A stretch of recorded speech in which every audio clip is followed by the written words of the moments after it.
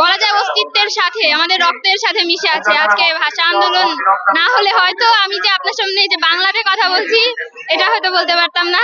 এর জন্য তো আমাদের যে ভাষা শহীদরা আছেন, সালাম, রফিক, বরকত, শফিউর, জব্বার, তাদের প্রতি একদম অন্তরের অন্তঃস্থল থেকে শ্রদ্ধা জানাই।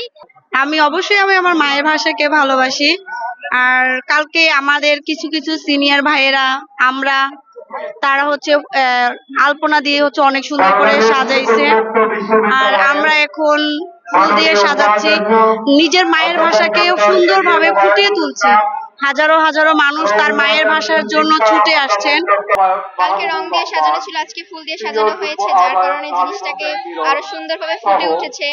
আর শহীদদের প্রতি শ্রদ্ধা জানানোর জন্য তাদের জন্য ফুল আনা হয়েছে, সেটা দেখে আরো বেশি ভালো লাগছে। আসলে ভাষা তো আমরা জানি সবারই আবেগের একটা জায়গা, আর মাতৃভাষা, মায়ের ভাষা, আমরা জন্মের পর মায়ের কাছ থেকে যে ভাষাটা আসলে শিখি। তো আমরা ইতিহাস মোটামুটি কম বেশি সবাই জানি যে 1952 সাল এবং তার প্রেক্ষাপট কি ছিল, ভাষা আন্দোলনের প্রেক্ষাপট।